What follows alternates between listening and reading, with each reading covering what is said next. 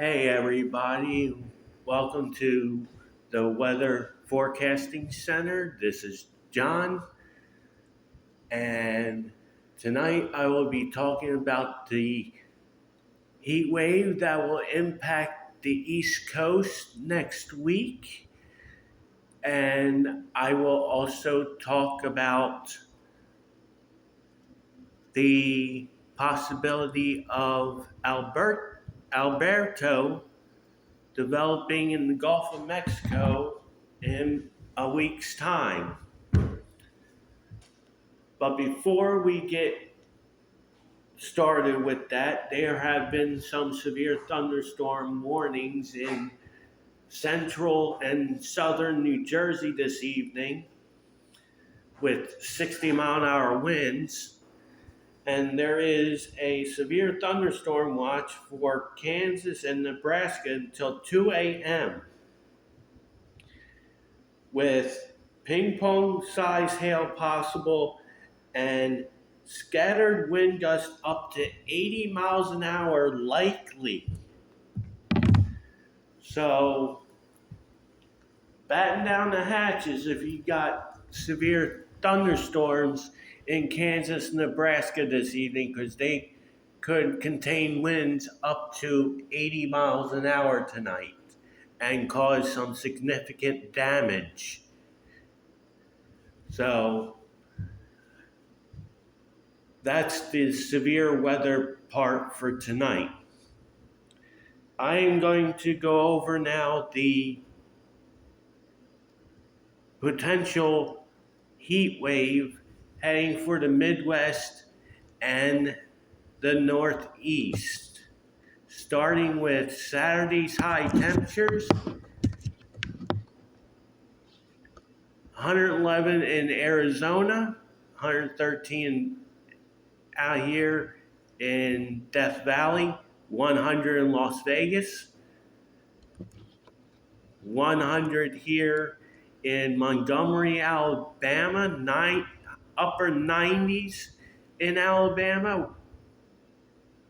Some places in Texas will be in the low 100s, but most places in Texas be in the mid to upper 90s. Dallas at 96, Houston at 97, Galveston at 94. And the heat goes to the East Coast a little bit starting tomorrow. 97 here in Charleston, South Carolina, 96 in Columbia, South Carolina, 92 in Charlotte. So the heat is on its way east. Sunday high temperatures, it cooled down in Arizona to 109, 108 in Death Valley, 102 in Las Vegas. But the heat is starting to spread north and northeast now. You got 95 in Dallas, 96 in Houston, 97 in Birmingham, 95 here in Dayton, Ohio, and low 90s getting in southern Michigan. So this is the start of the heat wave for the Midwest. Going into Monday, the heat relaxes in the west. Only the California valleys are now only having highs in the 90s compared to having highs in the hundreds and 100 teens. You got 97 in Las Vegas, 103 in Phoenix. And now the heat is now going up and over the high pressure that's going to build in to the Ohio River Valley. Got 98 in Columbus, 99 in Dayton, 102 in Pittsburgh, 99 in Albany, New York, 95 in Hartford, Connecticut. So the heat is starting to fully entrench the Northeast starting Monday. Going into Tuesday,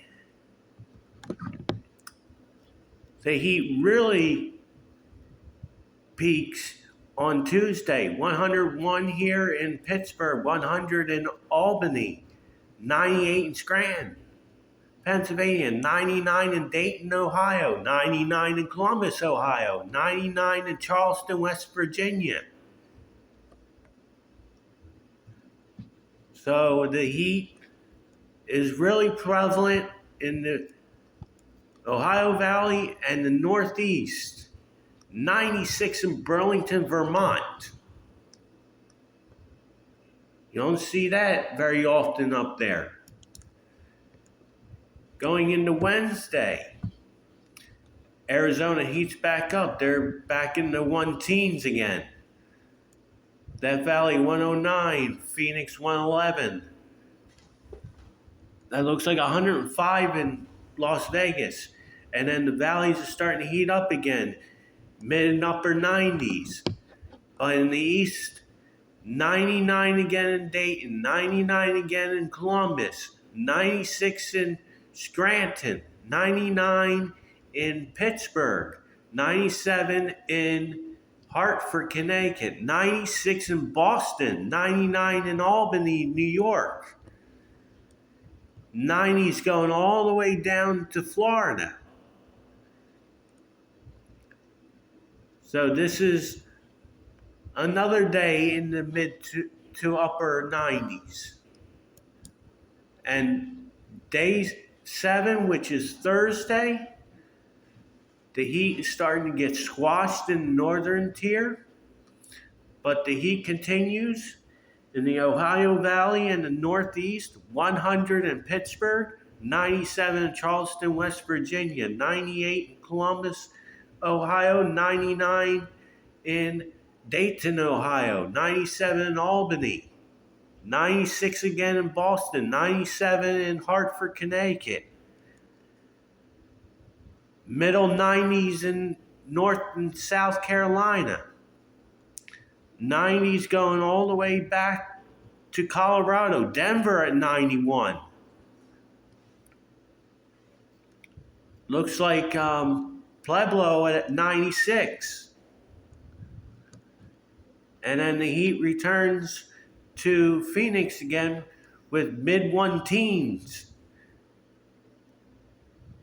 115 in Phoenix, 113 in Death Valley, 110 in Las Vegas, and low 100s in the Valley of California. So this is going to be one potent heat wave for the East Coast this coming week. Now, I've been showing you this model with this potential tropical storm or Hurricane Alberto. This is the latest run of the GFS. It has it centered here next Saturday, just off the Florida West Coast. As it goes up, pretty much going to stay a tropical storm because it's only a 996. If at worst, it'll be a minimal hurricane. And now they have it coming into the Great Bend of Florida as a 993 storm. And then weakening, going north. This could be a tornado outbreak for South Carolina and North Carolina Sunday during the day, as this tracks up the coast. This will continue to produce severe weather and possible tornadoes up through North Carolina, Virginia, into the panhandle of West Virginia and Maryland, into central Pennsylvania. And that continues and then gets shoved off finally after going along the coast through Maine and into the Canadian Maritimes. But going back, before they had this coming in to the panhandle of Florida, I think it was Saturday. They'll be early Sunday morning.